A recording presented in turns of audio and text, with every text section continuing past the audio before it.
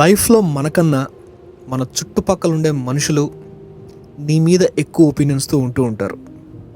నువ్వు ఎలా ఉండాలో, నువ్వేం చెయ్యాలో, అండ్ ఆఖరికి నువ్వు ఎలా బతకాలో సలహాలు అన్ని దిశల నుంచి వస్తూ ఉంటాయి. అందులో కొన్ని మంచివి ఉంటాయి, కొన్ని తేడాగా ఉంటాయి. మంచిని గ్రహించవచ్చు అండ్ ఆ ఒపీనియన్ మీకు హెల్ప్ అయ్యేదిగా ఉంటే ఖచ్చితంగా తీసుకోవచ్చు. కానీ నిజమేంటంటే ఏ ఒక్కరికి నీ గురించి తెలియదు, నీకు నువ్వు తెలిసినంతగా. మీరు ఒకవేళ లైఫ్లో వేరే వాళ్ళ ఎక్స్పెక్టేషన్స్ కోసం బ్రతుకుతున్నారు అంటే అర్జెంటుగా మానేయండి. దానివల్ల మీ గమ్యాన్ని, మీరు వెళ్ళే దారిని మర్చిపోతారు. వేరే వాళ్ళ విజన్ని ఫుల్ఫిల్ చేయడానికి మీరు ఇక్కడ లేరు, ఆర్ సొసైటీ కోసం బ్రతకడానికి మీరు ఇక్కడ లేరు.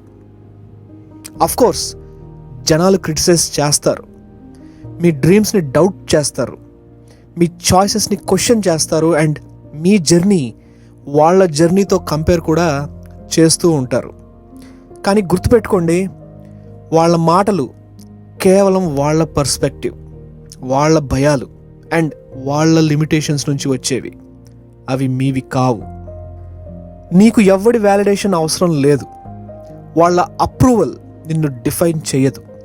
రిస్క్ తీసుకోవాలనుకునే నీ ధైర్యం, ఫెయిల్ అయినా మళ్ళీ పైకి లేస్తాను అని నీ మీద నీకుండే నమ్మకం, నీ కలల్ని నిజం చేసుకోవాలనే సంకల్పం, అవి వేరే వాళ్ళ దృష్టిలో చిన్నవా పెద్దవా యు డోంట్ కేర్. ముందుకు వెళ్ళిపోతూ ఉండాలి. నీ ఇన్స్టింక్ట్స్ని నమ్ము, నీ విజన్ మీద దృష్టి పెట్టు, నీలో ఉండే ఇన్నర్ వాయిస్ మాట విను. అది ఈ క్రౌడ్ చేసే నాయిస్ కన్నా చాలా పెద్దది, అండ్ అది నీకు నిజమే చెప్తుంది.